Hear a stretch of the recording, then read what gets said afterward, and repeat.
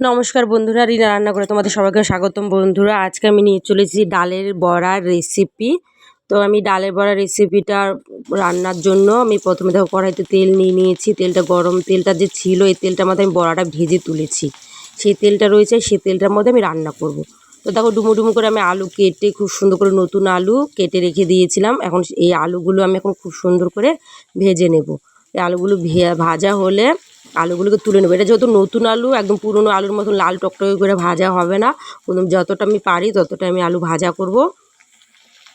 ভাজা করে আমি এটা তুলে নেবো আগে। দেখো আমার আলু ভাজা কিন্তু হয়ে এসছে। এবার আমি আলুটাকে তুলে নেব।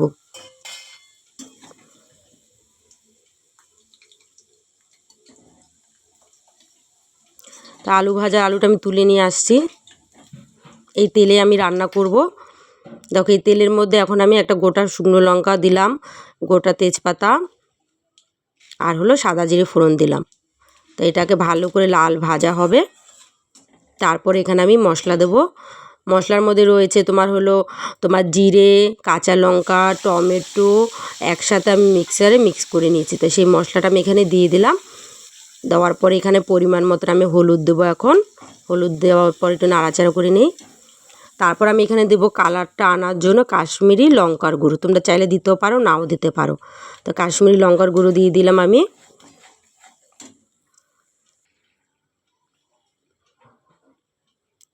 দেখো আমি স্বাদ অনুযায়ী লবণ দিলাম।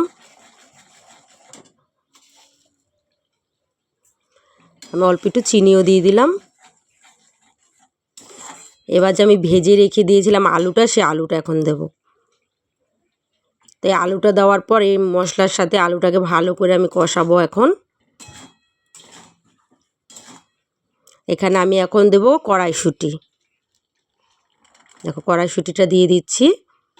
দেওয়ার পর ভালো করে আমি এখন নেড়ে চেড়ে নিয়ে কষলাবো এই মশলাটার সাথে।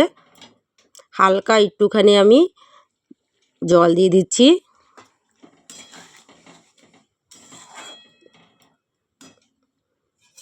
দেখো আমার কিন্তু এখানে মশলা কষানো হয়ে এসছে, একদম টকবক করে ফুটছে, তেল ছেড়ে দিয়েছে। যেহেতু আলুটাও ভাজা ছিল, আলুটাও প্রায় সিদ্ধ হয়ে আসছে। তা আমি এখন এখানে জল দেব। জল দিয়ে দিলাম আমি। এবার আমি ঝোলটা যখন ফুটবে তারপর আবার আসছি। দেখো 3-4 মিনিট পর আমি আবার আসলাম। ঝোল আমার টকবক করে ফুটছে। আমি যে মুসুরির ডালের বড়াটা করে রেখে দিয়েছিলাম কালো জিরে নুন হলুদ দিয়ে, সেই বড়াটা আমি এখানে ঢেলে দিলাম। বড়াটা ঢেলে দেওয়ার পর এখন এটাকে আমি সুন্দর করে ফুটিয়ে নেব, যেন বড়ার ভিতরে ঝোলটা যায়। তো দেখো বন্ধুরা, নামার আগে আমি গরম মশলাটা দিয়ে দিচ্ছি। আমার বড়ার এই রসাটা আমার হয়ে গেছে।